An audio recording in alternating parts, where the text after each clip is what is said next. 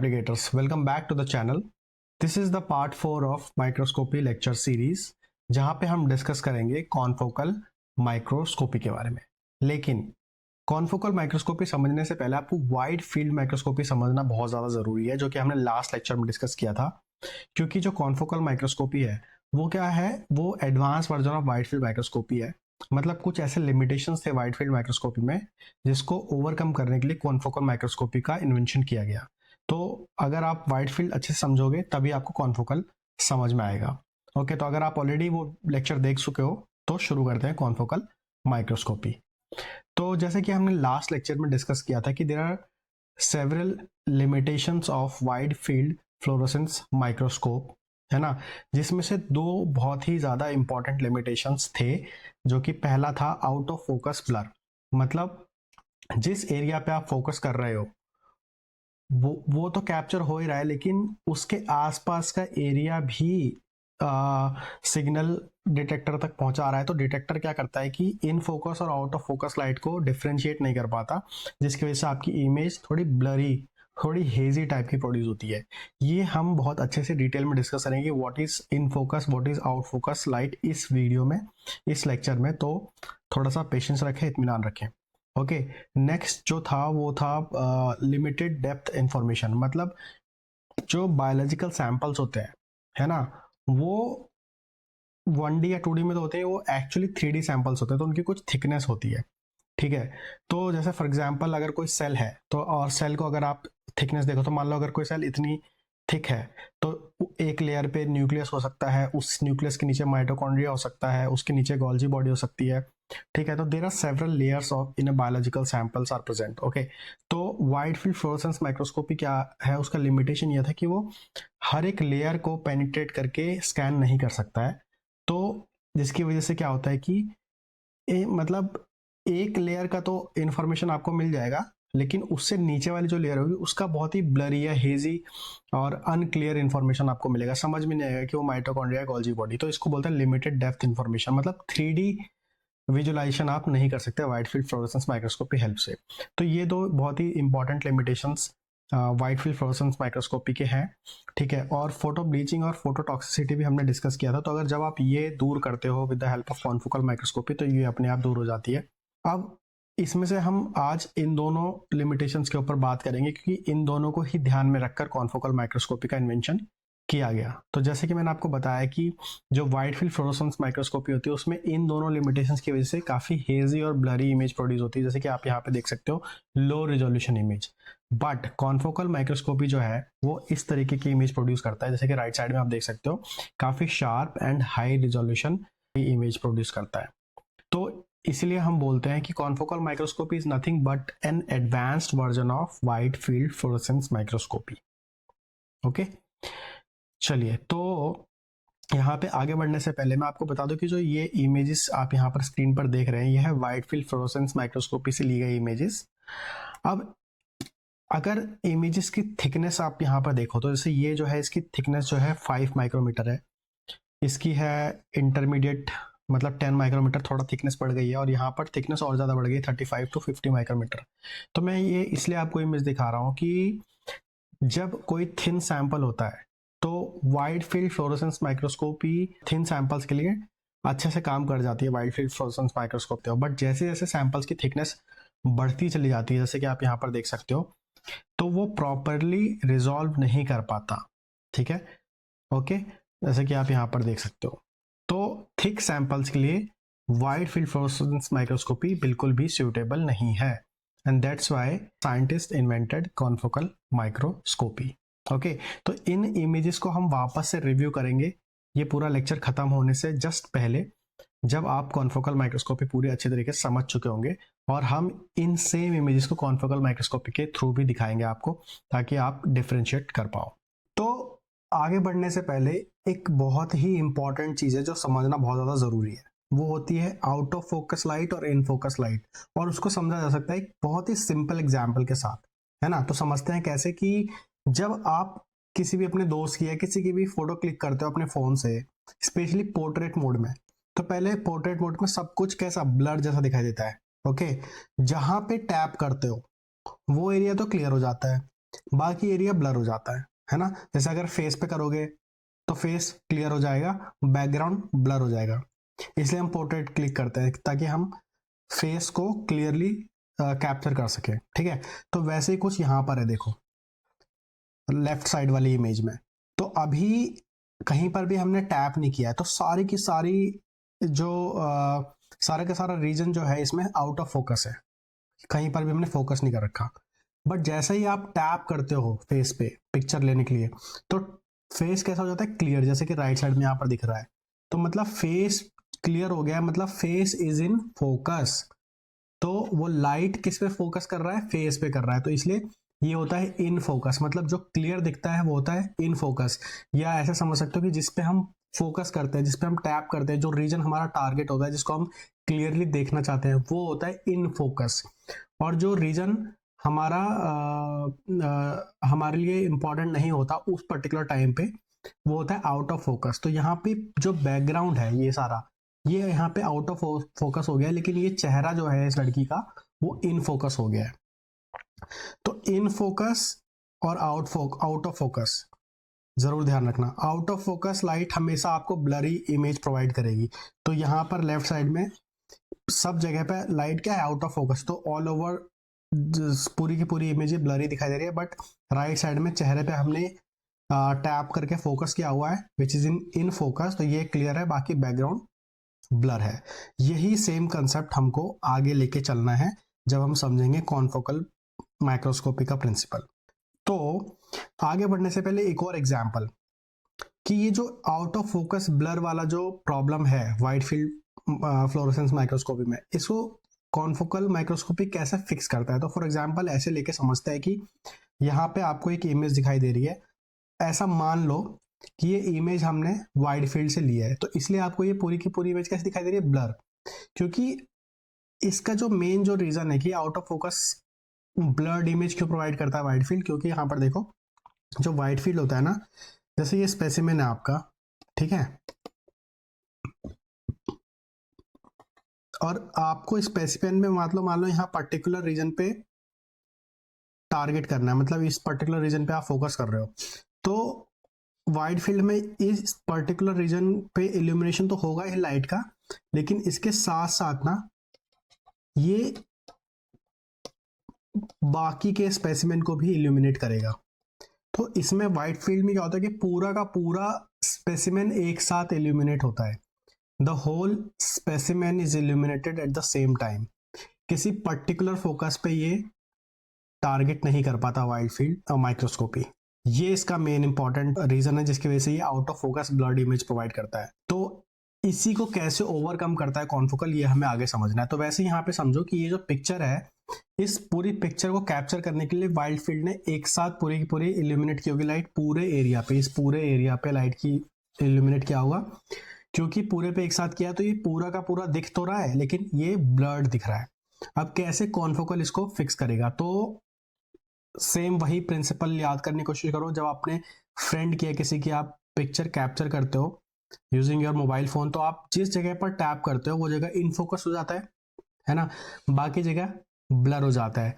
तो confocal microscopy भी कुछ ऐसे करता है, वो एक जगह को कैप्चर करता है अलग अलग। जैसे कि यहां पर आप समझो, पहले एक रीजन पे टैप किया, फॉर एग्जांपल यहाँ पे ये बटरफ्लाई को कैप्चर कर लिया, फिर दूसरी जगह पर टैप किया, फिर इस बटरफ्लाई को कैप्चर कर लिया, फिर तीसरी जगह पर टैप किया। तो जहां जहां टैप कर रहा है, मतलब जहां जहां टारगेट कर रहा है, मतलब जहां जहां फोकस कर रहा है कॉन्फोकल माइक्रोस्कोपी, वो जगह क्लियर होती जा रही है और उसकी उसकी पिक्चर वो क्लिक करते जा रहा है। अभी ये समझते जाना आप। वैसे ही इसने बहुत सारी अलग अलग पिक्चर्स क्लिक कर ली। अब ये क्या करेगा, उन सब इन फोकस इमेजेस को जो इसने कैप्चर करी है उसको मर्ज कर देगा।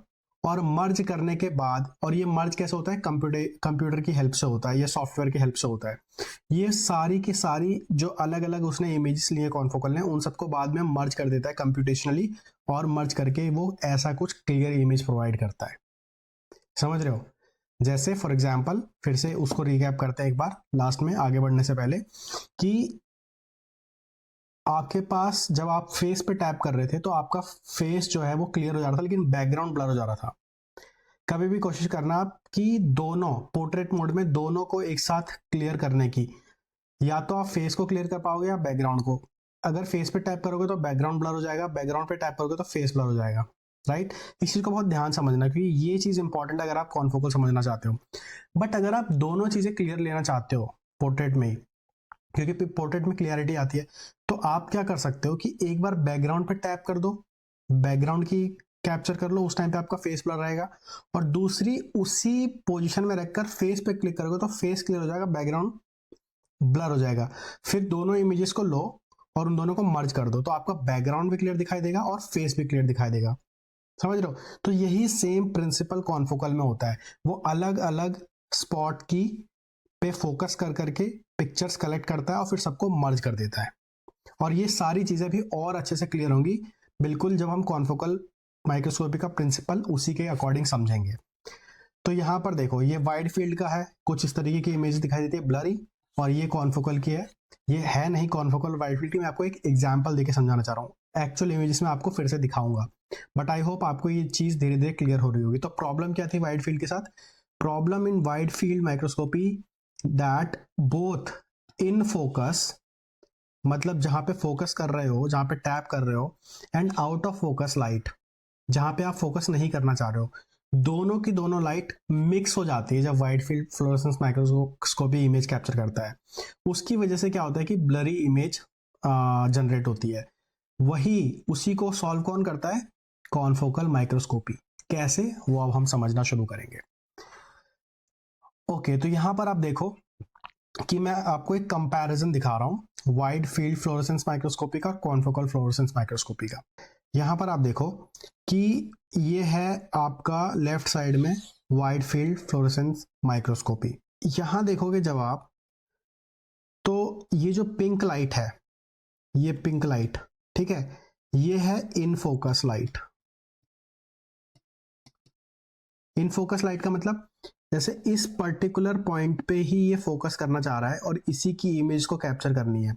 बट इसके साथ साथ ये जो ग्रीन लाइट यहां पड़ रही है, ये है आउट ऑफ फोकस लाइट, ठीक है। और जब ये इल्यूमिनेट होता है का पूरा सैंपल, तो यहां से देखो दो तरीके के लाइट ऊपर डिटेक्टर तक पहुंच रही है। एक तो ये पिंक वाली लाइट जो कि इन फोकस लाइट है,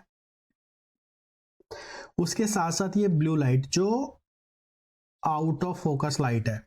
अब डिटेक्टर के पास ये दोनों ही लाइट पहुंच रही है, इन फोकस लाइट भी, मतलब वो पर्टिकुलर पॉइंट जो हमें चाहिए था क्लियर, उसकी उससे तो इल्यूमिनेट होकर लाइट पहुंच ही रहा है ये पिंक वाला, बट उसके आसपास का जो बैकग्राउंड है वहां से भी लाइट डिटेक्टर तक पहुंच रही है जो कि आउट ऑफ फोकस लाइट है।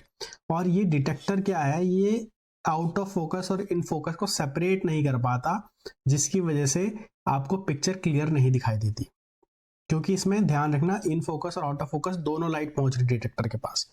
बट कॉन्फोकल माइक्रोस्कोपी को अगर हम ध्यान से देखेंगे तो यहां पर देखो कि ये डिटेक्टर के पास सिर्फ ये इन फोकस लाइट पहुंच रही है, ओनली इन फोकस लाइट। ये जो आउट ऑफ फोकस लाइट है ब्लू कलर में, ध्यान से समझो इस चीज को, इसको यहां पे ब्लॉक कर दिया जा रहा है using a detector pin hole aperture. यहां पर एक पिन होल लगा दिया जाता है। ये क्या है? ये पिन होल अपर्चर। ये क्या है? इसका काम क्या होता है कि ये जो आउट ऑफ फोकस लाइट जा रही है उसको ब्लॉक कर देता है।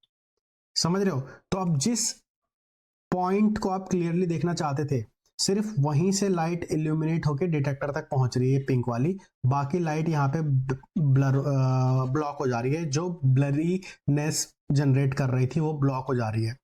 अब इस तरीके से ये एक बार में एक ही पॉइंट को ये कैप्चर कर रहा है, ठीक है। ओके, अभी इसको थोड़ा सा और डिटेल में समझेंगे धीरे धीरे जैसे जैसे आगे बढ़ेंगे। अब यहाँ पे थोड़ा सा समझ लेते हैं आगे चलने से पहले कि ये जो लाइट सोर्स है दोनों में, क्योंकि जो डिफरेंस होता है कॉन्फोकल और वाइड फील्ड फ्लोरोसेंस माइक्रोस्कोप में, डिफरेंस क्या है? दो इंपॉर्टेंट डिफरेंस होते हैं। एक तो डिफरेंस होता है लाइट सोर्स का, ठीक है। दूसरा होता है पिन होल का, जो कि मैंने आपको बताया। देखो इसमें यहाँ पर पिन होल नहीं है कोई भी, और पिन होल ना होने की वजह से दोनों टाइप की लाइट्स ऊपर पहुंच रही है डिटेक्टर के पास, in focus and out focus. But यहाँ पे पिन होल है, उसकी वजह से out of focus light block हो जा रही है, सिर्फ इन फोकस लाइट ऊपर डिटेक्टर तक पहुंच रही है। तो एक तो पिन होल वाला डिफरेंस होता है, दूसरा डिफरेंस होता है लाइट सोर्स का। तो सबसे पहले हम लाइट सोर्स की बात करते हैं।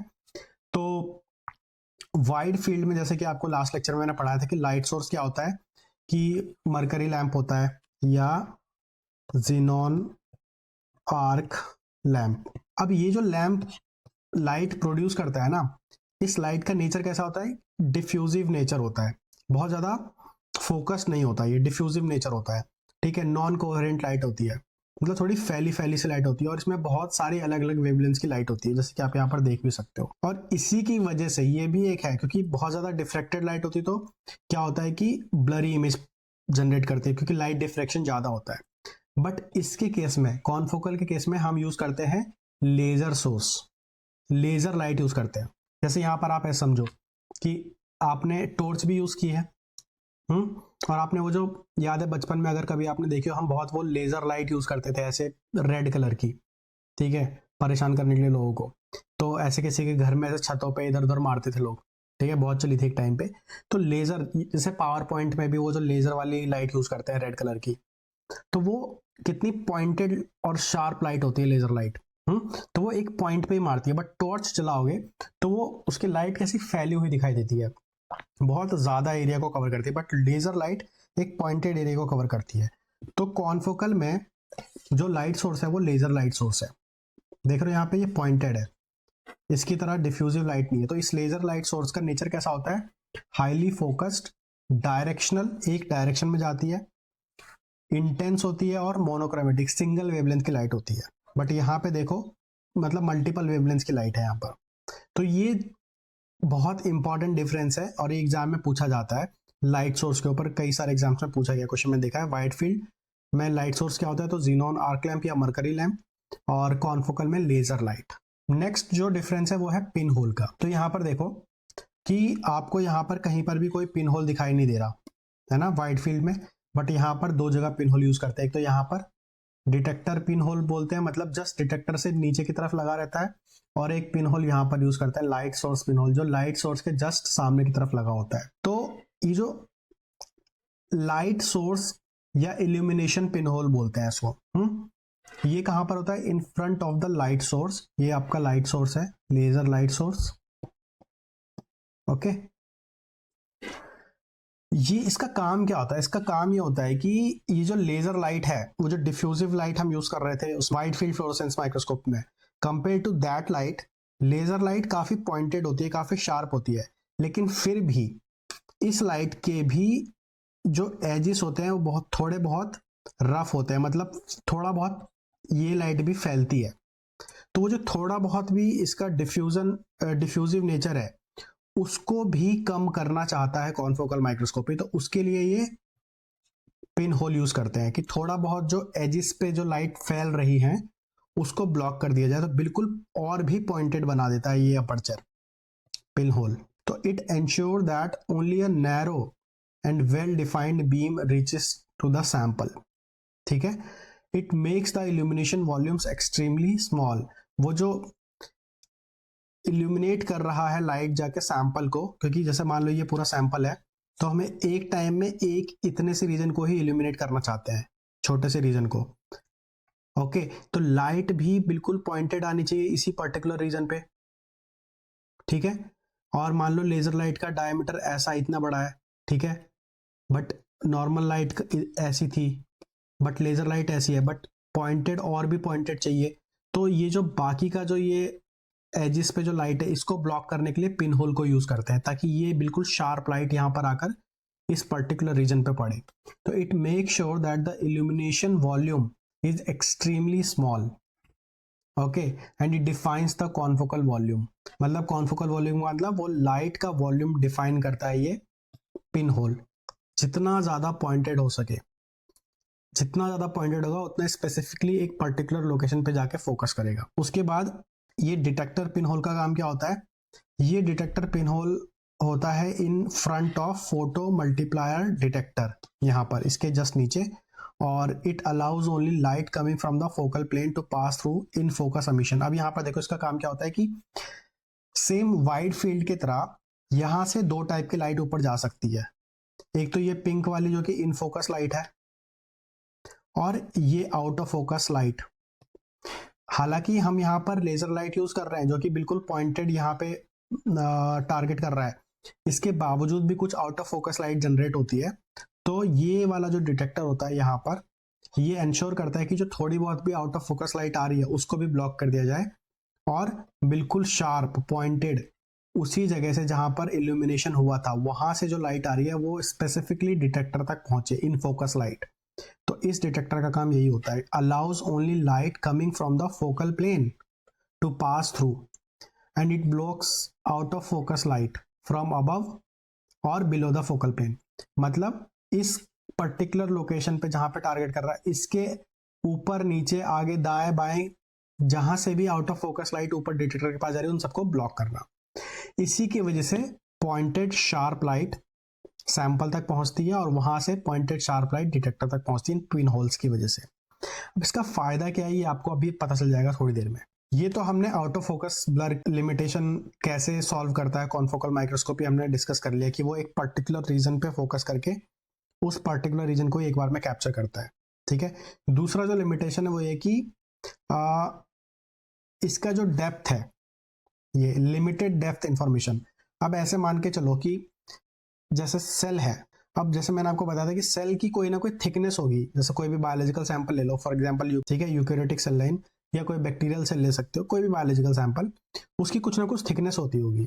ठीक है, अब थिकनेस का मतलब, अब जैसे इतनी थिक है कोई सेल, तो मान लो कि ऊपर वाली लेयर पे न्यूक्लियस है, उससे नीचे माइटोकॉन्ड्रिया, उससे नीचे गोल्जी बॉडी है, फिर राइबोसोम्स हैं। तो मतलब अलग अलग लेवल पर अलग अलग ऑर्गेनेल्स हो सकते हैं, है ना, क्योंकि सैंपल तो 3D होता है, सब प्लेन में तो नहीं होते कि भाई यहाँ पे न्यूक्लियस, उसके बगल में माइटोकॉन्ड्रिया, उसके बगल में गोल्जी बॉडी, ऐसा नहीं होता सैंपल। वो अलग अलग डेप्थ पे अलग अलग लेयर्स पे ऑर्गेनेल्स हो सकते हैं।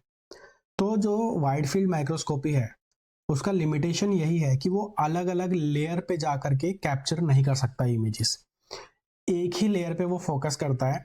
इस लेयर पे मान लो उसको न्यूक्लियस दिख रहा है, तो वो न्यूक्लियस तो साफ दिखेगा आपको, बट न्यूक्लियस से जस्ट नीचे अगर कोई ऑर्गेनेल है, फॉर एग्जांपल माइटोकॉन्ड्रिया, तो माइटोकॉन्ड्रिया ब्लर दिखाई देगा या दिखाई ही नहीं देगा, और माइटोकॉन्ड्रिया से नीचे कुछ और है तो वो तो बिल्कुल ही दिखाई नहीं देगा।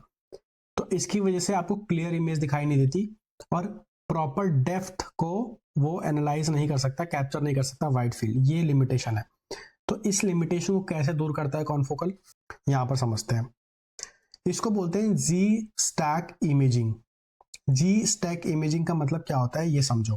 तो जैसे ये आपका सैंपल है, फॉर एग्जांपल यहाँ पर जो आप देख रहे हो, इसको जैसे एक तो जैसे मान लो कि ये अगर आपका सैंपल है, यहाँ पर ये न्यूक्लियस हो गया मान लो, और यहाँ पर मान लो कुछ और कोई और ऑर्गेनेल हो गया, इधर आपका ये राइबोसोम हो गया।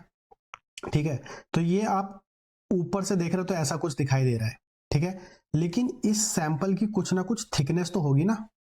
ठीक है, यहां पर ये मल्टीपल लेयर हो सकते हैं, ये न्यूक्लियस के नीचे नीचे की साइड कुछ हो सकता है जो हमें दिख ना रहा हो। तो इसको जब आप सेक्शनिंग करोगे कुछ इस तरीके से, ये देखो लेयर बाय लेयर, इस तरीके से, इसको बोलते हैं ऑप्टिकल सेक्शनिंग। जैसे कि ये हो गया आपका एक्स डायरेक्शन, ओके, और ये हो गया आपका वाई डायरेक्शन। जैसे अगर कोई 2D इमेज आप देखते हो, जैसे ये अगर मान लो कोई 2D इमेज है, ठीक है, कोई सेल का मान लो, ये सेल हो गया आपका, तो ये एक 2D इमेज होता है जो कि एक एक्स डायरेक्शन एक वाई डायरेक्शन हो गया। लेकिन जब आप 3D की बात करते हो तो एक जेड डायरेक्शन भी होता है, मतलब उसकी डेप्थ क्या है। ठीक है, तो ये इसकी जी डायरेक्शन है, मतलब यहाँ पर डेप्थ। और ऐसे कई सारे लेयर्स हो सकते हैं ना किसी एक थिक सैंपल में, देख रहे हो कितने सारे लेयर हो सकते हैं। इस लेयर पे कोई और ऑर्गेनेल हो सकता है, इस पे कोई और ऑर्गेनेल हो सकता है, इस पे कुछ और हो सकता है, इस पे कुछ और हो सकता है। तो कॉन्फोकल माइक्रोस्कोपी क्या करता है कि हर एक लेयर की स्कैनिंग करता है अलग अलग। ठीक है, इस लेयर पे देखेगा कि क्या क्या ऑर्गेनेल प्रेजेंट है, उसको कैप्चर करेगा, फिर उससे नीचे वाले लेयर को स्कैन करेगा, फिर उससे नीचे वाले लेयर को स्कैन करेगा, फिर उससे नीचे वाले लेयर को स्कैन करेगा, फिर नीचे वाले को। तो मतलब ये देखो ऐसे स्कैनिंग तो करेगा ही एक्स डायरेक्शन में, ठीक है, ऐसे भी स्कैनिंग करेगा वाई डायरेक्शन में, देख रहे हो ये कि इस तरफ जाके इस तरफ जाके, बट ये नीचे लेयर को भी स्कैन करेगा जेड डायरेक्शन में। तो क्योंकि ये जेड डायरेक्शन में भी स्कैनिंग करता है, इसको जी स्टैक इमेजिंग भी बोलते हैं। क्योंकि ये बहुत सारे स्टैक्स बना देता है, सेक्शंस बना देता है। और ऑप्टिकल सेक्शनिंग इसलिए बोलते हैं क्योंकि ये लाइट की हेल्प से इनके डिफरेंट डिफरेंट सेक्शंस की इमेज कैप्चर करता है। और जब ये अलग अलग लेयर की इमेजेस कैप्चर कर लेता है, फिर बाद में उनको कंस्ट्रक्ट करता है यूजिंग कंप्यूटेशनल सॉफ्टवेयर्स, जिसको 3D कंस्ट्रक्शन बोलते हैं, जिसकी वजह से आपकी जो इमेज होती है बहुत ज़्यादा क्लियर और हाईली रिजॉल्व इमेज दिखाई देती है। और 3D इमेज भी आप इससे कंस्ट्रक्ट कर सकते हो। वो सारी चीज़ें मैं आपको अभी आगे बताने वाला हूँ, ठीक है। अब दोनों में आप डिफरेंस समझ लो। वाइड फील्ड में ये जो इमेज है, मान लो वाइड फील्ड की इमेज है, ये कॉन्फोकल की इमेज है, तो जो इल्यूमिनेशन वो होल स्पेसिमेन पे एक साथ इल्यूमिनेट करता लाइट, इसलिए वो आपको ब्लर दिखाई देता है कि कोई एक पर्टिकुलर रीजन पे फोकस नहीं कर पा रहा। बट अगर हम कॉन्फोकल की बात करें तो एक बार में एक ही फोकल प्लेन पे फोकस करता है और उसी को कैप्चर करता है, ठीक है। डेप्थ रेजोल्यूशन की बात करें तो इसका डेप्थ रेजोल्यूशन वाइड फील्ड का बिल्कुल पुअर होता है, ब्लर होता है, क्योंकि वो अलग अलग लेयर्स को कैप्चर नहीं कर पाता। बट इसका जो डेप्थ रेजोल्यूशन होता है वो हाईली ऑप्टिकल सेक्शनिंग की हेल्प से वो काफी अच्छे से रिजॉल्व कर लेता है, क्योंकि ये देखो अलग अलग सेक्शन, अलग अलग लेयर्स को अच्छे से रिजॉल्व करके उन सबको कैप्चर करता है। इमेज टाइप की बात करें तो ये 2D इमेज जनरेट करता है वाइड फील्ड, बट ये stack of 2D slices forming 3D, पहले ये स्लाइसिस में बनाता है, सब लेयर्स को अलग अलग कैप्चर करता है, फिर उनको रिकंस्ट्रक्ट करके 3D इमेज प्रोवाइड करता है, ठीक है। आउटपुट में ये फ्लैट इमेज देता है वाइड फील्ड, बल्कि ये 3D इमेज प्रोवाइड करता है। अब यहां पर देखो, ये बहुत ही इंपॉर्टेंट स्लाइड है और इस स्लाइड से आपको एक्चुअली समझ में आएगा कि किस तरीके से कॉन्फोकल माइक्रोस्कोपी काम करती है। तो यहाँ पे मैं आपको एक वीडियो दिखाने जा रहा हूँ। सबसे पहले तो आप इसको समझ लो कि ये जैसे ये जो है ये एक सैंपल है, इस तरीके से ये मान लो ये सेल है, ये सेल है, ओके। तो normal wide field fluorescence microscopy क्या करेगा, बस एक ऊपर से 2D इमेज लेगा और दिखा देगा कि ये सेल है, एक्स डायरेक्शन में कैप्चर किया, वाई डायरेक्शन में कैप्चर किया। बट जब कॉन्फोकल की बात करते हैं तो ये लेयर्स को इसके नीचे, मतलब लेयर बाय लेयर भी ये स्कैन करेगा और कैप्चर करेगा। कैसे, तो देखो सबसे पहले क्या करेगा, ये एक लेयर पे स्कैनिंग करेगा इस तरीके से, क्या क्या है अलग अलग पॉइंट्स, एक यहाँ पे फोकस किया कैप्चर किया, फिर यहाँ पे फोकस किया कैप्चर किया, यहाँ पे फोकस किया कैप्चर किया, ऐसे करके ये पूरा एरिया अलग अलग इमेजेस लेता है, उसको कैप्चर करता है, फिर सबको रिकंस्ट्रक्ट करता है। जब एक लेयर को कंप्लीट कर लेता है तो ये दूसरे लेयर पे जाता है, फिर तीसरे लेयर पे जाता है, फिर चौथे पे, फिर पांचवें पे, फिर छठे पे। तो ये जो डेप्थ है कि कितना लेयर्स तक आपको इमेजिंग करनी है, ये आप डिसाइड कर सकते हो। उसमें ऑप्शन आता है कि 2 माइक्रोमीटर का आपको स्टैक चाहिए, 3 माइक्रोमीटर का चाहिए, 5 माइक्रोमीटर का चाहिए, कितने का चाहिए, डिपेंड करता है कि आपके सैंपल की थिकनेस कितनी है, ठीक है। तो जब आप माइक्रोस्कोपी करोगे कॉन्फोकल तब आपको अच्छे से समझ में आएगी। बट यहाँ पे मैं आपको एक ओवरऑल बेसिक आइडिया दे रहा हूँ कि ये थिकनेस आप वहां पर सेट कर सकते हो। जितनी आप सेट करोगे वो उतना ही स्टैक बनाकर, उतने लेयर बनाकर उस तरीके से इमेजिंग करेगा। तो अब इस ध्यान से इस वीडियो को देखना। ये देखो पहला लेयर का इसने इमेज लिया, ठीक है। अब दूसरा लेयर का इमेज लिया, अब थर्ड। देखो जैसे जैसे लेयर्स चेंज हो रही है, अलग अलग टाइप के ऑर्गेनेल्स आपको यहाँ पर दिखाई देंगी। अब ये देखो माइक्रोट्यूब्यूल्स दिखाई देने लग गए, फिर कुछ और ऑर्गेनेल्स दिखाई देने लग गए, देख रहे हो। तो ये अलग अलग लेयर्स का ये इमेज ले रहा है कॉन्फोकल माइक्रोस्कोपी। देखो समझ में आया। तो यही मैं आपको समझाने की कोशिश कर रहा था कि कॉन्फोकल माइक्रोस्कोपी अलग अलग लेयर्स की इमेजेस कैप्चर करता है, फिर सबको कंबाइन करता है, 3D रिकंस्ट्रक्शन बोलते हैं जिसको। इसकी हेल्प से ये 3D इमेजिंग जनरेट करता है। अब यहाँ पे जरा इसको समझते हैं, इसकी definition. Confocal microscopy is also known as non invasive optical slicer. इसको नॉन इन्वेजिव ऑप्टिकल स्लाइसर क्यों बोलते हैं, क्योंकि ये ऑप्टिक्स की हेल्प से, लाइट की हेल्प से किसी भी स्पेसिमेन सैंपल को स्लाइसिस में डिवाइड कर देता है, सेक्शंस में डिवाइड करता है। जैसे सेक्शनिंग करते हैं, टिश्यू की सेक्शनिंग करते हैं, अगर आपने कभी खुद किया हो या किसी सुना हो या कहीं पढ़ा हो, जैसे जो माइस पे या एनिमल्स पे काम करते हैं और वो टिश्यू एनालाइज करना चाहते हैं तो टिश्यू की सेक्शनिंग करते हैं with the help of blade, वो छोटे छोटे पतले पतले सेक्शन बनाते हैं। तो वो तो फिजिकल सेक्शनिंग हो गई यहाँ, और वहां पे तो आप सैंपल को डैमेज कर रहे हो एक तरीके से। बट यहाँ पर क्या होता है कि ये नॉन इन्वेजिव, यहाँ पे आप कोई डैमेज नहीं कर रहे हो, लाइट की हेल्प से एक लेयर्स, अलग अलग लेयर्स बना रहे हो, सेक्शन बना रहे हो, इसलिए इसको बोलते हैं नॉन इन्वेजिव ऑप्टिकल स्लाइसर। एक टाइम पे ये एक ही फोकल प्लेन पे फोकस करता है और ना उससे ऊपर वाली लेयर पे फोकस करता है ना उससे नीचे वाली लेयर पे फोकस करता है, एक टाइम पे एक ही फोकल प्लेन। जैसे यहाँ पर मल्टीपल लेयर्स है, ये थिकनेस है मान लो सैंपल की, तो जब इस वाले फोकल प्लेन पे फोकस कर रहा होगा तो इस पे टारगेट नहीं करेगा ना इस पे फोकस करेगा। इसके लिए ये आउट ऑफ फोकस हो गई ये वाली लेयर, और ये वाली आउट ऑफ फोकस हो गई ये वाली लेयर। ये वाली जो फोकल प्लेन है, ये वाला जो सेक्शन है, ये वाला जो लेयर है, ये है इन फोकस। ओके, तो यही बोला because it rejects out of focus light. जो लाइट यहां से आ रही है, जो लाइट यहां से आ रही है, उसको रिजेक्ट कर देता है, उसको ब्लॉक कर देता है with the help of pin hole. Okay, and scan specimen at multiple depths to give us not just 2D image but a 3D visualization of cellular structure. Okay, तो अगर हम अब यहाँ पर दोनों को कंपेयर करें, वाइड फील्ड और कॉन्फोकल को, तो वाइड फील्ड माइक्रोस्कोपी क्या करती है, it shows us the surface only, but confocal microscopy let us dive inside the cell layer by layer. I hope आपको अभी थोड़ा थोड़ा क्लियर हो रहा होगा। अभी जैसे जैसे लेक्चर खत्म होगा आपको कॉन्फोकल बहुत अच्छे समझ में आ जाएगी। ठीक है, जो सबसे important question, why is it called confocal microscopy? इसको कॉन्फोकल ही क्यों बोलते हैं? इसलिए बोलते हैं क्योंकि जो पॉइंट यहां पर आपने इल्यूमिनेट किया है, जिस पे फोकस किया है स्पेसिफिकली, उसको बोलते हैं इल्यूमिनेशन फोकस। सेम वहां से जो लाइट, इन फोकस लाइट डिटेक्टर तक पहुंचती है with the help of pin whole, उसको बोलते हैं डिटेक्शन फोकस। तो ये जो इल्यूमिनेशन फोकस है और ये जो डिटेक्शन फोकस है, ये दोनों सेम लाइन में होती है, दोनों बिल्कुल अलाइंड होती है एक दूसरे के साथ। It share the same focal point in optical pathway, क्योंकि ये सेम फोकल पॉइंट पे होती है क्या क्या, इल्यूमिनेशन फोकस और detection focus.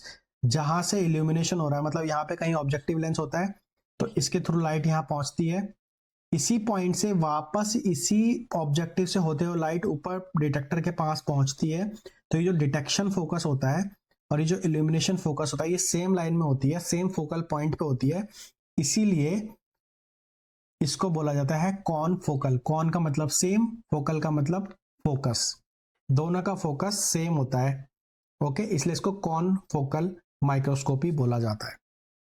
Both the illumination and detection are sharply focused on the same point. That's why it is called confocal microscopy.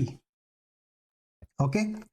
चलो, अब यहां पर हम समझते हैं कि हाउ कॉन्फोकल माइक्रोस्कोपी वर्क्स। तो जैसे कि मैं आपको ऑलरेडी बता चुका हूं कि ये क्या करता है कि ये एक पॉइंट को एक ही बार में कैप्चर करता है, मतलब एक पॉइंट पे फोकस करेगा, वो पॉइंट हमारे लिए इन फोकस हो जाएगा, और बाकी जहां पे फोकस नहीं किया वो आउट ऑफ फोकस हो जाएगा।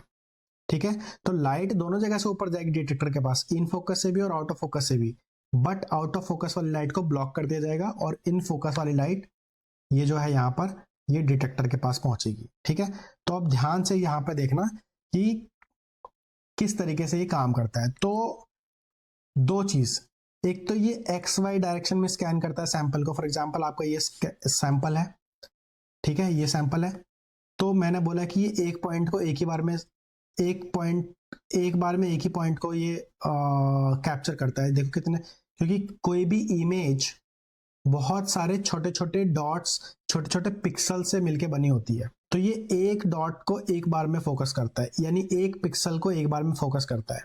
तो पहले इसको कैप्चर किया, फिर इसको कैप्चर किया, फिर इसको कैप्चर किया, फिर इसको कैप्चर किया, फिर इसको, फिर इसको, फिर इसको, ऐसे आगे बढ़ता जाता है। तो ये कैसे करता है, ये एक्स वाई स्कैनिंग करता है, यानी एक्स डायरेक्शन में स्कैनिंग करेगा इस डायरेक्शन में सैंपल को, और वाई डायरेक्शन में करेगा इस डायरेक्शन में। तो ध्यान रखना, एक्स वाई स्कैनिंग ये करता है यूजिंग गैल्वेनोमेट्रिक मिरर। एक मिरर होता है इसके अंदर सेटअप, वो क्या करता है कि बीम को, लाइट बीम जो आ रही है, ये वाली जो बीम आ रही है, इसको मूव कराता रहता है ऐसे इसके एक्स वाई डायरेक्शन में। पहले एक्स इधर लेके जाएगा, फिर वाई डायरेक्शन में, फिर वापस एक्स डायरेक्शन में, ऐसे, फिर तो पूरा सैंपल स्कैन होता है। अब कैसे, यहां पर देखो, ध्यान से देखना, ये जो लाइट है ये मूव करेगी, ये देखो मूव कर रही है, यहाँ वाले इस वाले रीजन पे फोकस करो, ये देखो मूव कर रही है। तो ये स्कैन कर रही है, जैसे जैसे स्कैन कर रही है, ध्यान से देखना, वापस मैं दिखाता हूं आपको। जैसे ये इस तरफ बढ़ेगी, यहां पर देखो एक डॉट कैप्चर हो गया, ये दूसरा, फिर ये इस तरफ मूव करेगा तो तीसरा डॉट, यहां पे देखो, स्क्रीन पे देखते जाओ, इस वाली स्क्रीन पे, यहां पे, फिर आगे मूव करेगा इस साइड में, राइट साइड में, तो यहां पर एक और डॉट कैप्चर कर लिया इसने, फिर आगे मूव करेगा तो एक और डॉट कैप्चर कर लिया इसने। समझ रहे हो? तो ये एक्स वाई स्कैनिंग करता है यूजिंग गैल्वेनोमेट्रिक मिरर, और क्योंकि जी डायरेक्शन में मूव करता है, मतलब नेक्स्ट लेयर पे भी जाना है इसको, तो एक बार ये एक लेयर कंप्लीट कर लेता है, अब उससे नीचे वाली लेयर पे जाना है, क्योंकि कुछ ऑर्गेनल्स नीचे की तरफ हो सकते हैं, तो वो नीचे की तरफ कैसे मूव करेगा, इस तरीके से, देखो यहां पर ये मूव कर रहा है नीचे वाली लेयर की तरफ, तो उसको बोलते हैं जी स्कैनिंग, मतलब डेप्थ में जा रहा है। ऊपर वाली लेयर को स्कैन कर लिया, अब नीचे वाली लेयर को पूरा स्कैन करेगा, तो वो जो जी स्कैनिंग होती है, मतलब डेप्थ स्कैनिंग जो होती है, वो होती है यूजिंग पीजो इलेक्ट्रिक मोटर। तो ध्यान रखना कि गैल्वेनोमेट्रिक मिरर के थ्रू तो वो एक्स वाई स्कैनिंग करता है, और पीजो इलेक्ट्रिक मोटर के थ्रू ये जी स्कैनिंग करता है, मतलब डेप्थ में जाता है confocal microscopy, layer by layer.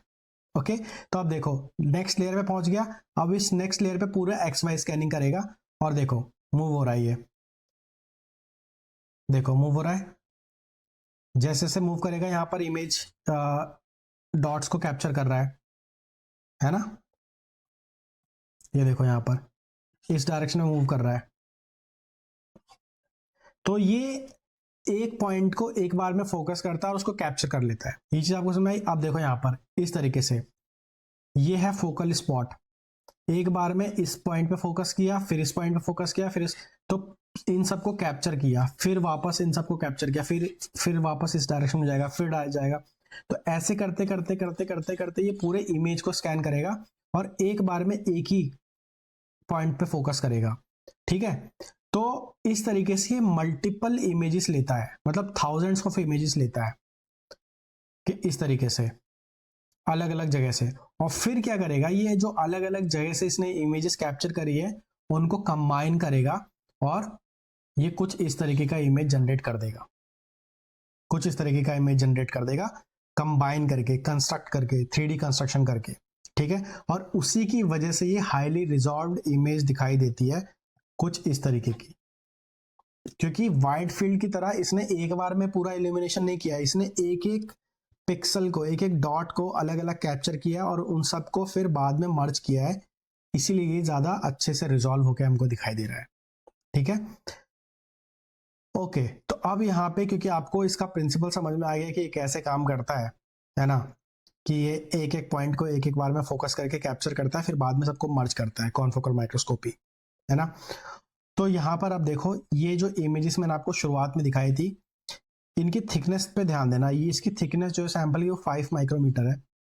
ठीक है, इस सैंपल की थिकनेस है 10 माइक्रोमीटर, और इस सैंपल की थिकनेस है 35 टू 50 माइक्रोमीटर। ओके, तो देखो इस, ये सारी वाइड फील्ड से ली गई इमेजेस है। ओके, तो देखो थिकनेस जब यहाँ पे थोड़ी कम है, मतलब 5 माइक्रोमीटर, तो हमें ठीक ठाक इमेज यहाँ पे दिखाई दे रही है, मतलब ये माइक्रोट्यूब्यूल्स दिखाई दे रहे हैं, ये न्यूक्लियस दिखाई दे रहा है, यहाँ पे कुछ रेड कलर के प्रोटीन्स दिखाई दे रहे हैं। बट जब थिकनेस थोड़ी बढ़ी यहाँ पर देखो, तो यहाँ ये इमेज ब्लर हो गई है, और यहाँ पे जब थिकनेस और ज्यादा हुई तो ये तो और भी ज्यादा ब्लर दिखाई दे रहा है। But confocal microscopy can resolve these thick samples. कैसे, वो देखते हैं। प्रिंसिपल तो आपको समझ में आ ही गया है कि वो कैसे काम करता है। अब मैं आपको एक्चुअल इमेजेस दिखाने जा रहा हूँ कॉन्फोकल की, कैसे ये वाइड फील्ड की इमेजेस को कॉन्फोकल इतना ज्यादा रिजॉल्व करके दिखा सकता है। तो यहां पर देखो, ये है लेफ्ट में वाइड फील्ड, और ये देखो राइट में देखो कॉन्फोकल, ये देखो दोबारा देखना, ये देखो कितना क्लियर दिखाई दे रहा है राइट में, है ना। तो क्योंकि ये अलग अलग लेयर पे जाके फोकस कर रहा है। ठीक है, दूसरा एग्जांपल लेते हैं, लेफ्ट में वाइड फील्ड है, राइट में कॉन्फोकल है। ये देखो कॉन्फोकल वाला, क्योंकि ये अलग अलग लेयर पे जाके, अलग अलग स्टैक्स पे जाके फोकस कर रहा है, तो ये ज्यादा अच्छे से रिजॉल्व कर पा रहा है। ठीक है, compare to wide field fluorescence microscopy. Okay, और ये लास्ट एग्जांपल है, यहां पर लेफ्ट में है वाइड फील्ड और राइट में सेम कॉन्फोकल। तो देखो दोनों में से किसका रिजोल्यूशन अच्छा है। वो देखो एक एक सेल को अच्छे से रिजॉल्व कर पा रहा है। दोबारा देखते हैं, ये देखो, ओके, एक बार और देखते हैं, ये जो है ये कॉन्फोकल है, एक एक सेल को देखो कितने अच्छे से रिजॉल्व कर पा रहा है। तो यही इसका पावर है, क्योंकि ये क्या करता है, एक बार में एक पॉइंट को फोकस करता है, उसकी इमेज कैप्चर करता है, ओके, ऊपर से वो लेयर बाय लेयर भी करता है। तो एक लेयर पे किया, फिर दूसरे लेयर पे किया, फिर तीसरे, तो इस तरीके से ये पूरे लेयर्स को कंसिडर करता है। उसका डेप्थ रिजोल्यूशन भी काफी अच्छा होता है, ठीक है, ओके। अब हमने ये कैसे काम करता है, किस तरीके से इमेजेस कैप्चर करता है, वो तो समझ लिया, बट इसके पीछे की जो मैथमेटिक्स है वो तो और भी ज्यादा इंटरेस्टिंग है, और इससे आपको काफी सारी चीजें क्लियर हो जाएंगी। तो यहाँ पर देखो, ये फॉर्मूला तो आप बहुत अच्छे से पहचानते हो, ये वाला, ये है एबे इक्वेशन। ये मैंने काफी पढ़ा चुका हूँ, 2-3 लेक्चर जो मैंने माइक्रोस्कोपी के लिए, उसमें कई बार मैंने इसको डिस्कस किया, स्पेशली लेक्चर 1 और 2 में। तो यहाँ पर ये जो है, ये क्या है, ये वेवलेंथ है, और ये है आपका न्यूमेरिकल अपर्चर, ओके, और ये होता है कांस्टेंट। तो पहले भी जैसे मैंने आपको बताया कि, और ये जो होता है, ये होता है लिमिट ऑफ रिजोल्यूशन। तो डी जितना ज्यादा स्मॉल होगा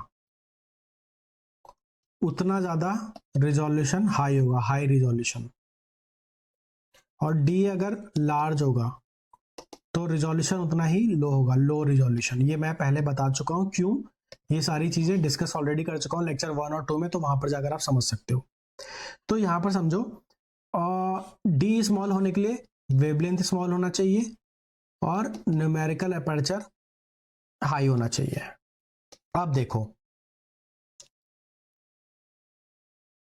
ये जो वैल्यू है यहां पर, आपने आज तक यही पढ़ा होगा कि d is equal to 0.61 lambda divided by numerical aperture होता है। तो ओवरऑल ये ऊपर की वैल्यू जितनी स्मॉल होगी, जितनी स्मॉल होगी उतना ज्यादा d स्मॉल होगा। तो हमारा टारगेट क्या होता है कि इस ऊपर वाली वैल्यू को जितना छोटा कर सके, जितना इसको छोटा कर पाओगे उतना d स्मॉल होगा, जितना d स्मॉल होगा उतना रिजोल्यूशन ज्यादा होगा। तो अभी तक आपने ये पढ़ा हो कि ये 0.61 ही होता है, 0.61 lambda divided by numerical aperture. But अगर मैं आपको बोलूं कि ये d इज इक्वल्स टू 0.45 हो जाए तो कैसा रहेगा। देखो, ये ऊपर वाली वैल्यू और भी कम हो गई, 0.61 से तो 0.45 कम ही है ना। तो मतलब इस केस में ये d और छोटा हो जाएगा। जब ये और छोटा हो जाएगा तो रिजोल्यूशन और ज्यादा हो जाएगा।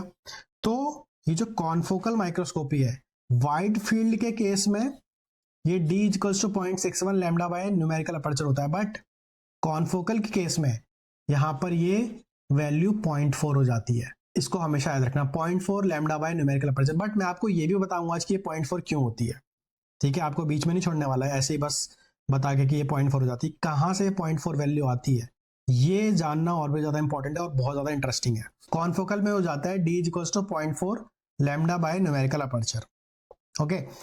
मैं आपको ये भी बताऊंगा आज कि 0.4 कहां से आया, बट उससे पहले जरा हम इस इक्वेशन से समझते हैं कि ये वैल्यू जो कम हुई है 0.61 से 0.4, इससे रिजोल्यूशन कितना टाइम्स बढ़ा, ठीक है।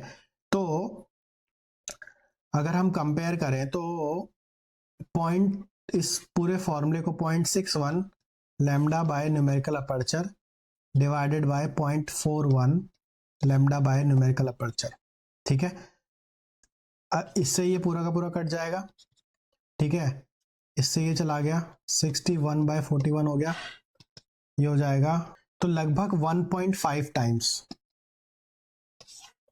मतलब जो कॉन्फोकल माइक्रोस्कोपी होता है उसका रिजोल्यूशन जो होता है वो लगभग 1.5 टाइम्स ज्यादा होता है compare to wide field microscopy, इस तरीके से।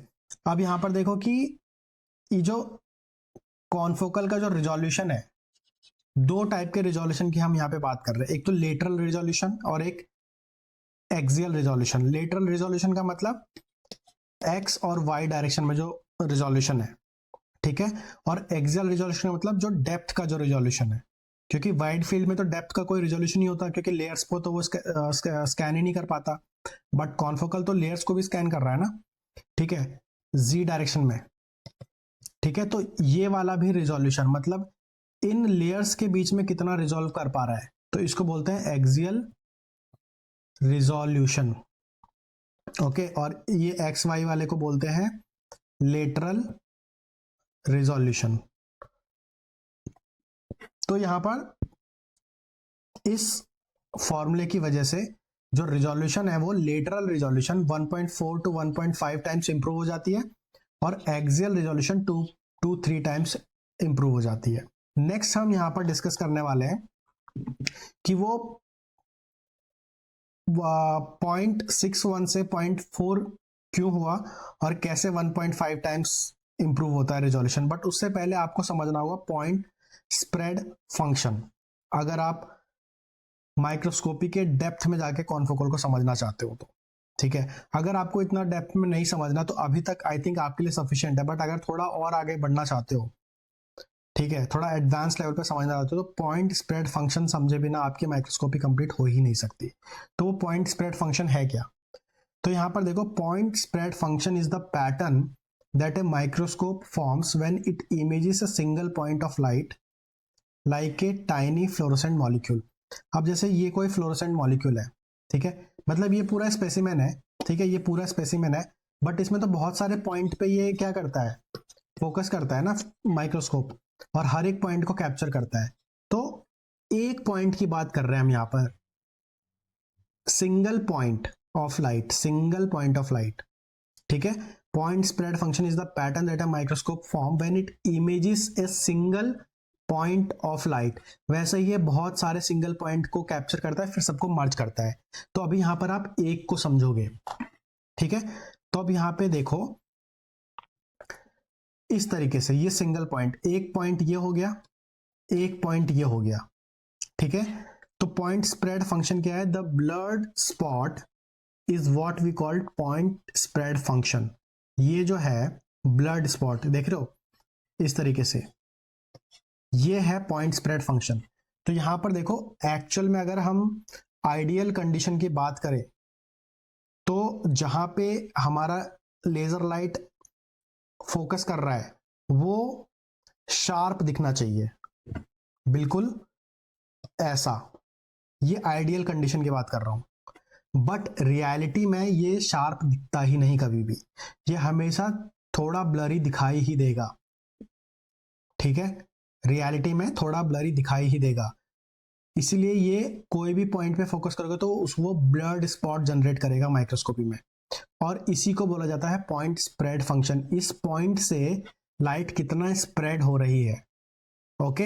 और इसी पॉइंट स्प्रेड फंक्शन पे डिपेंड करता है माइक्रोस्कोप का रिजॉल्विंग पावर। कैसे, वो समझते हैं। तो देखो, इफ टू फ्लोरोसेंट मॉलिक्यूल, जैसे कि यहां पे आप देख सकते हो, are very close together, their point spread function start overlapping. देखो, अगर ये दो मॉलिक्यूल्स बहुत ज्यादा क्लोज है, तो जब इनका जो पॉइंट स्प्रेड फंक्शन है, मतलब लाइट जो स्प्रेड कर रही है वो एक दूसरे के ऊपर ओवरलैप करेगी। If the overlap is too much, the microscope can not tell them apart and they appear as one single spot. अगर ज्यादा ओवरलैपिंग होगी तो माइक्रोस्कोप को ये समझ में नहीं आएगा कि ये दो पॉइंट्स अलग अलग हैं या सेम है। समझ रहे हो, ये अलग अलग है या एक ही एक। अगर ये रिजॉल्व नहीं कर पा रहा, समझ रहे हो, तो इसका मतलब क्या है, माइक्रोस्कोप अगर रिजॉल्व नहीं कर पा रहा तो ये दोनों को एक साथ दिखाएगा, बट अगर रिजॉल्व कर पा रहा है तो दोनों को अलग दिखाएगा। ऐसे समझते हैं यहां पर कि अगर, और दूसरा कंडीशन क्या हो सकता है, एक कंडीशन तो ये हो सकती है कि इसका पॉइंट स्प्रेड फंक्शन और इसका पॉइंट स्प्रेड फंक्शन इतना ज्यादा वाइड है कि एक दूसरे के ऊपर ओवरलैप कर रहा है। ये दो मॉलिक्यूल्स है तो दूर दूर, देखो यहां पर इनके बीच में डिस्टेंस तो है, लेकिन क्योंकि इनका पॉइंट स्प्रेड फंक्शन काफी वाइडर है तो इसकी वजह से ये ओवरलैप कर रहे हैं, और फाइनली ये एक दूसरे के साथ चिपके हुए दिखाई दे रहे हैं, और ऐसा लग रहा है कि ये एक ही मॉलिक्यूल है, बट एक्चुअल में ये दो मॉलिक्यूल है। अब दूसरी कंडीशन क्या हो सकती है कि ये थोड़े और दूर हो जाए, जैसे कि यहां पर देखो अब देखो इसका पॉइंट स्प्रेड फंक्शन कहीं यहाँ पे खत्म हो रहा है और इसका पॉइंट स्प्रेड फंक्शन कहीं यहाँ पे खत्म हो रहा है, तो ये थोड़ा यहाँ पर इनके बीच में गैप दिखाई दे रहा है। तो माइक्रोस्कोप यहाँ पे डिस्टिंग्विश कर सकता है कि ये दो अलग अलग पॉइंट्स हैं। तो या तो ये दो मॉलिक्यूल और ज्यादा डिस्टेंस पे हो अगर इनका पॉइंट स्प्रेड फंक्शन वाइडर है, या अगर ये क्लोज भी है तो इनका पॉइंट स्प्रेड फंक्शन अगर नैरोअर है, मतलब ज्यादा फैल नहीं रही लाइट, तो इन दोनों केसेस में दो सेपरेट डॉट दिखाई देंगे हमको।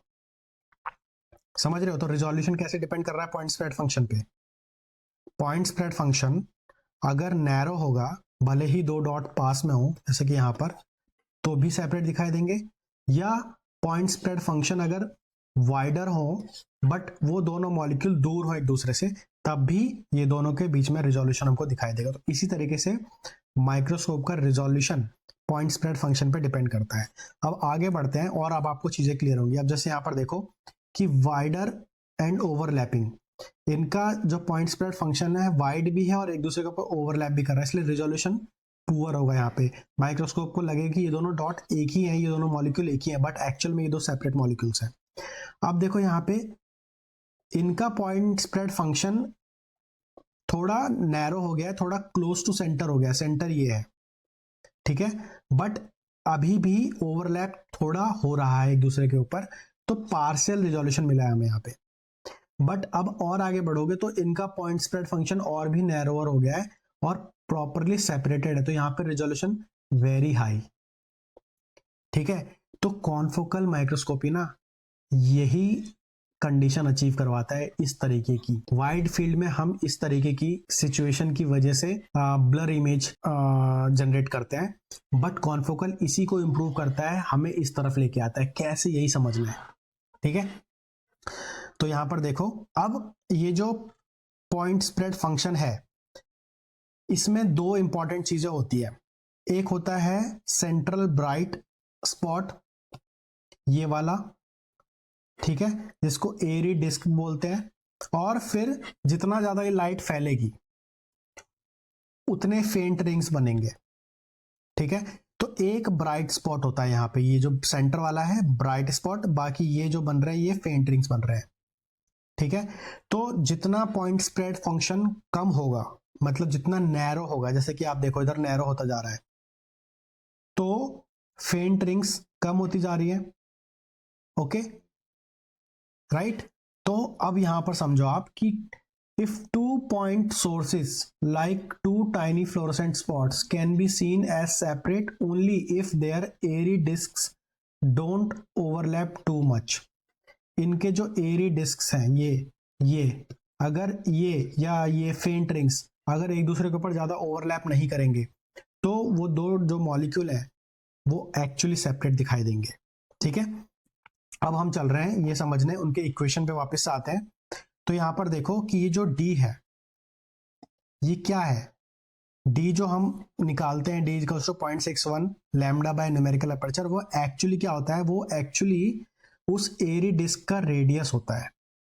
ये अगर आपको आज तक नहीं पता था तो आप अच्छे से समझ लो इसको कि ये डी की वैल्यू क्या है, उस पॉइंट स्प्रेड फंक्शन का जो एरी डिस्क है, मतलब ये जो एक मॉलिक्यूल जिसपे आप टारगेट कर रहे थे, ठीक है, बट एक्चुअली ये थोड़ा ब्लर दिखाई देता है, इस तरीके से लाइट फैली हुई दिखाई देती है, तो वो जो सेंटर पॉइंट है उसका जो रेडियस होता है उसकी वैल्यू होती है 0.61 लैम्डा बाय न्यूमेरिकल अपर्चर,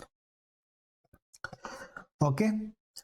अब यहां पर देखो कि कॉन्फोकल माइक्रोस्कोपी में हम क्या करते हैं, सेम अगर इस टाइप का पॉइंट स्प्रेड फंक्शन जनरेट हो रहा है तो हम एक पिन होल लगा देते हैं, जैसे यहां पे लगाया। तो पिन होल लगाने की वजह से क्या हुआ, ये जो आउट ऑफ फोकस लाइट है, ये सब ये क्या है, ये आउट ऑफ फोकस लाइट है, और ये वाला क्या है, ये पर्टिकुलर स्पेसिफिकली ये जो सेंटर में ये है इन फोकस लाइट, इन फोकस लाइट। तो कॉन्फोकल माइक्रोस्कोपी में हम क्या यूज करते हैं, अब कनेक्ट करने की कोशिश करो सारे डॉट्स, तो वहां पे हम यूज करते हैं पिन होल। तो पिन होल क्या करता है, आउट ऑफ फोकस को देखो इसने ब्लॉक कर दिया, और ये और नैरो कर सकते हो आप, यहां तक, तो सिर्फ ये वाली लाइट, सेंटर वाली लाइट ऊपर डिटेक्टर तक पहुंचेगी। ठीक है, तो देखो पीएसएफ क्या हो जाएगा, नैरो हो जाएगा, point spread function gets narrower. देख रहे हो आप क्यों, क्योंकि जो आउट ऑफ फोकस लाइट है वो ब्लॉक हो गई है। अब यहां पर देखो, क्योंकि out of focus light blur हो गई, ब्लॉक हो गई है, तो जो रेडियस है, यहां पर रेडियस जो था वो ज्यादा था, बड़ा था। अब इसका जो रेडियस होगा वो कम हो जाएगा, रेडियस जो है वो डिक्रीज हो जाता है by 1.4 times compare to here, क्योंकि यहाँ पे पॉइंट स्प्रेड फंक्शन वाइड था।